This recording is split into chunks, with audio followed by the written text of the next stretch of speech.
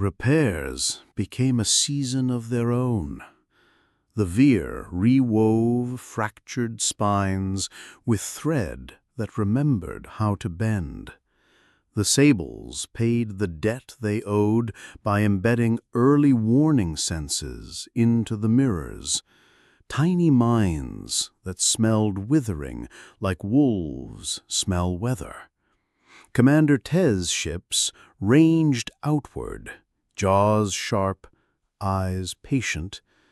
They returned with nothing to fight, which was its own kind of victory.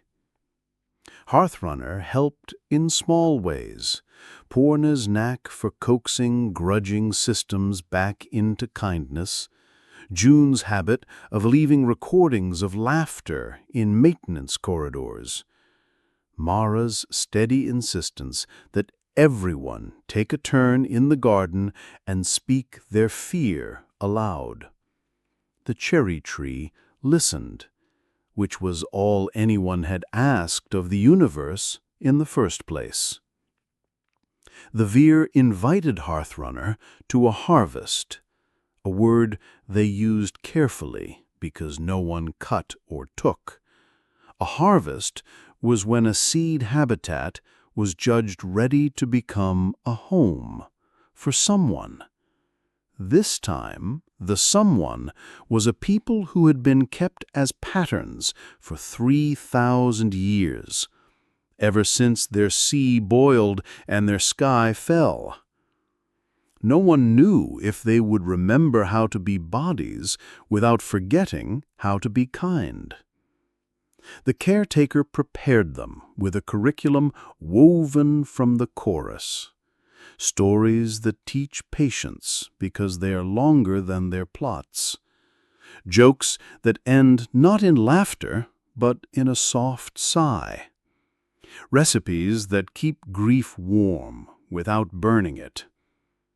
The veer argued about inclusion. Tay argued about guard. The sables argued about error bounds. The caretaker listened.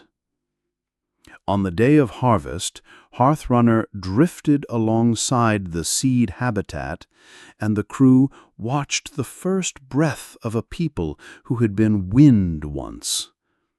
They watched without ceremony and without applause, because some births prefer quiet. Later, the orchard gathered for what the veer called a listening. Anyone could speak. No one had to. A sable recited a proof and then said it had not felt like this since the day it decided to be more than an equation. Tay said nothing for a long time, and when she did, it was to tell the cherry tree that stubbornness was a blade if held right.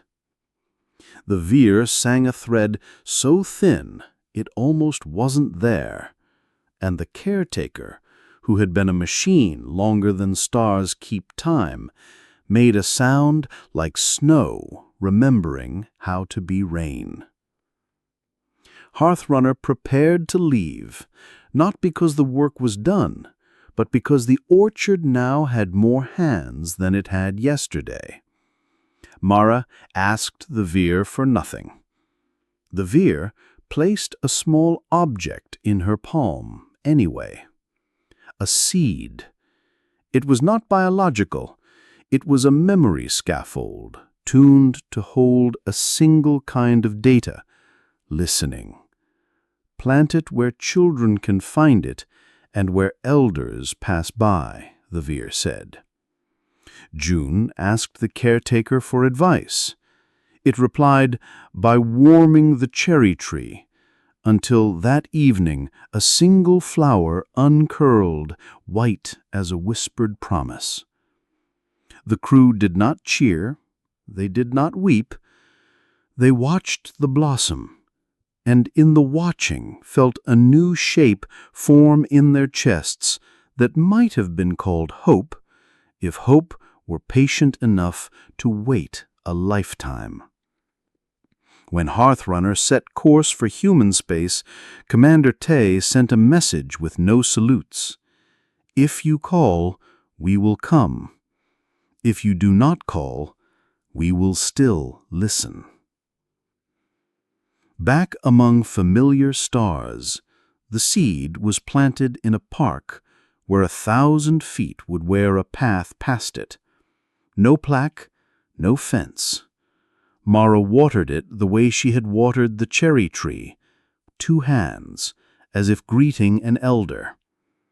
Children tugged at their parents and asked what it was. The answer changed with every teller. That was the point. Years later, when storms far away turned in the dark, when hungry tides tested other shores, the orchard remembered the day a small human ship taught a machine god a bedtime trick. How to listen so well that even the cold had to pause. If there was an achievement, no one named it. The mirrors kept their vigil, the trellises grew new fruit. In a pocket garden, a cherry tree in space wore a crown of white. And somewhere on a park path at dusk, a child rested a palm on a seed that hummed like a far star and said, "I think it's listening to me." The seed didn't have to. Some things bloom by being heard.